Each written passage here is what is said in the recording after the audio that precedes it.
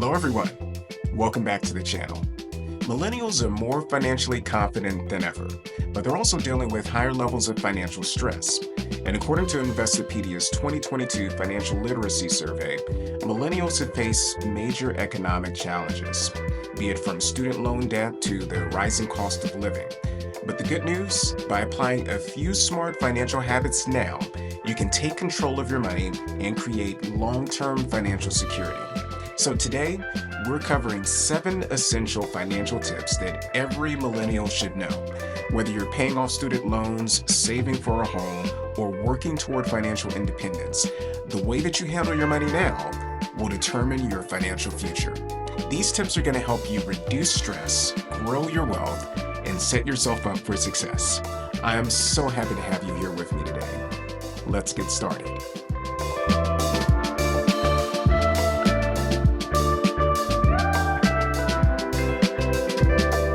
Budget isn't about restriction. It's about financial freedom and making sure your money goes where it matters most. Many millennials feel like they never have enough, but often the problem isn't income, it's untracked spending. A simple approach to this is the 50-30-20 rule. In this rule, 50% goes for needs, 30% for wants, and 20% for savings or debt. If your take-home pay is $4,000 a month, that means $2,000 for essentials like rent, food, and utilities, $1,200 for discretionary spending or the fun stuff, and $800 for savings or debt repayment. Now, for some, these percentages may need adjusting or tweaking, but what matters most is prioritizing saving before spending on non-essentials. The easiest way to stay on track? Automate your savings and bill payments so that money goes where it needs to before you even see it. Unexpected expenses like medical bills, car repairs, or job loss can really derail your finances if you're not prepared. And that's why I advocate for a strong emergency fund as one of the most important financial moves that you can make. The goal is 3 to 6 months worth of expenses in a high-yield savings account. And here it's going to earn interest while also remaining accessible. But if that feels overwhelming, start with just $25 or $50 a week, whatever it is that you can afford. It'll add up very fast. And let's say you're a millennial with $3,000 in monthly expenses, a full emergency fund would be $9,000 to $18,000. Now that might seem like a lot, but even having just $1,000 saved can keep you from relying on credit cards when emergencies hit. And the best way to make this happen, I definitely advise to set up an automatic transfer for your payday so that your savings can grow effortlessly. Your credit score plays a huge role in your financial future. It affects your ability to rent an apartment, to buy a home, or even get a job in some industries. A low score can cost you thousands in higher interest rates, while a good score can save you money over time. Building and maintaining strong credit comes down to 3 key things. Number 1, always pay your bills on time. One missed payment can lower your score significantly. 2, keep your credit utilization low. If you have a credit limit of $5,000, for example, keep your balance under $500, or better yet, pay it off altogether. Be selective with new credit applications. Applying for multiple cards in a short period of time can also hurt your score.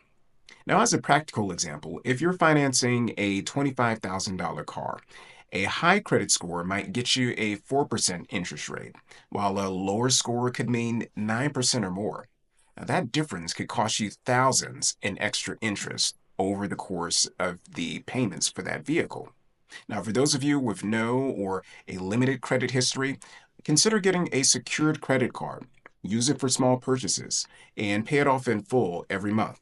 This is one of the safest ways to start to build a positive credit history.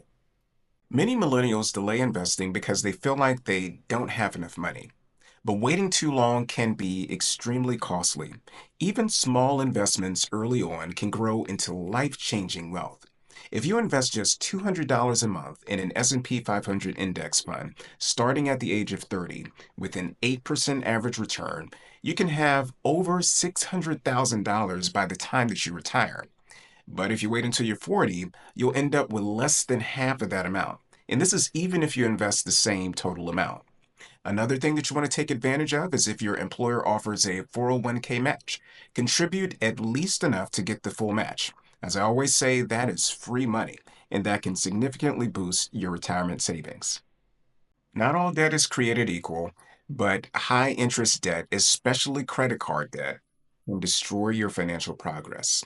If you charge $5,000 on a credit card with a 20% interest rate and only make minimum payments, it could take you 20 plus years to pay off. And what's worse is you'll pay more in interest than the original balance. A smarter approach, pay more than the minimum and focus on the high interest balances first that you have. If you're carrying credit card debt, you might consider to transfer it over to a 0% balance transfer card so that you can save hundreds in interest while you pay it off. But I always advocate for trying to pay off the full balance in full every month if you have the ability to do so. This allows you to avoid interest altogether. Financial success isn't just about how much you make, it's also about how much you know.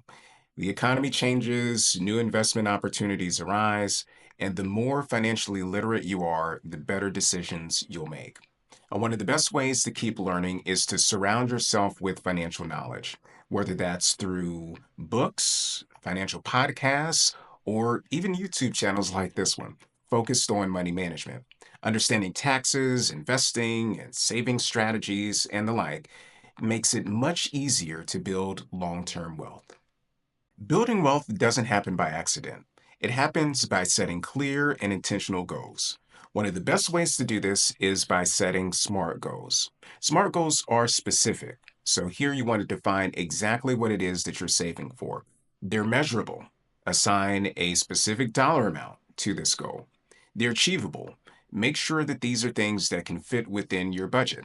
They're relevant, so make sure it aligns with your long-term financial picture, and they're time-bound. Make sure to set a deadline for your savings goals.